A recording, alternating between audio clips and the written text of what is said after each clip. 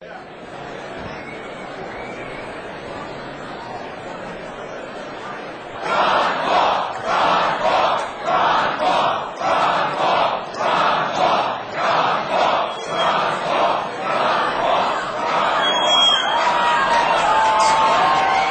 Ron Paul.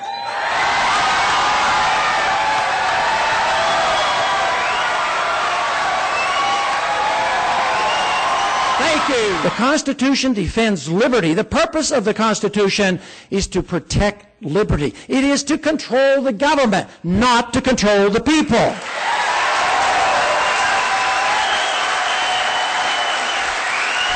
Sir, I have, first of all, wonder if there's anything you'd like to say to us, and particularly to the people on the Internet who may be seeing this, about your campaign that you haven't already said. Is there anything you would add to it? Well, we're still campaigning, and I said I'd continue to campaign as long as there's support and as long as there's money. And the money is there to keep campaigning. And there's a lot of enthusiasm. People want to work through the process. They want to, to have an influence on the platform and become delegates. And so far, our rallies have been every bit as strong as they were before the so-called nomination being closed after McCain got the so-called number of votes. So as far as I'm concerned, the campaign is still going on. Sir, you know, there are a lot of people out there who discuss your campaign. It's very exciting. But there is always this one thing would say, we really like what that Dr. Paul has to say, except for about the war.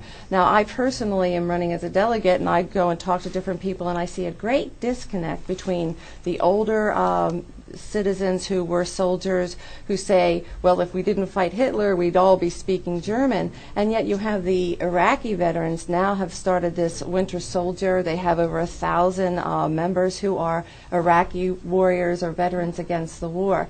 Do you have any idea why there is such a disconnect? Because frankly, that is the sticking point, it seems to me, for many people in your campaign.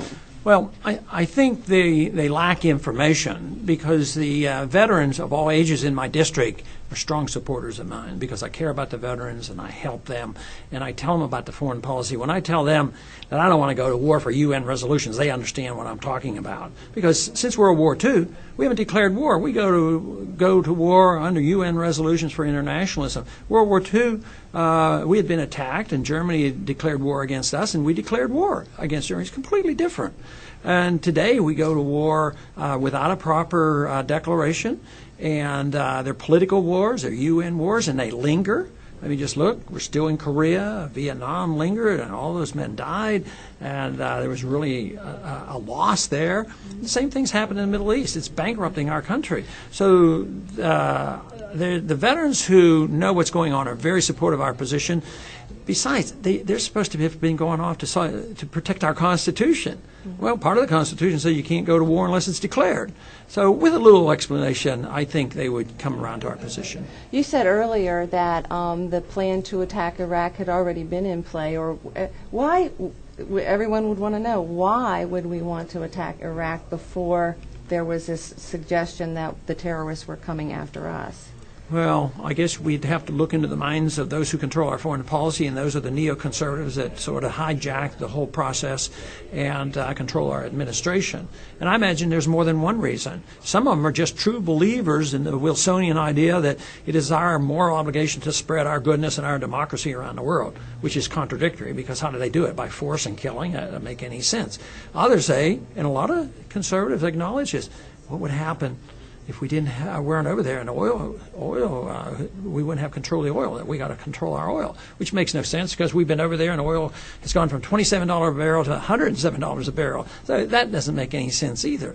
And then the politics of the Middle East can't be ignored either. I mean, the politics of our subsidizing Saudi Arabia for all these years and protecting them to prop up oil, as well as our support for Israel. This type of politics motivates us to do a lot of things. For instance, Saudi Arabia are Sunnis, and they don't like the Shiites in Iran, and they don't like the Shiites who have gained strength in Iraq.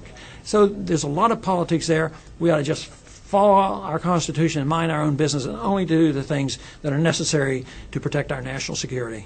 Well, sir, I have a million questions to ask you, but I know that people are waiting. So thank you very much for your time. It was a pleasure being with you. Appreciate it.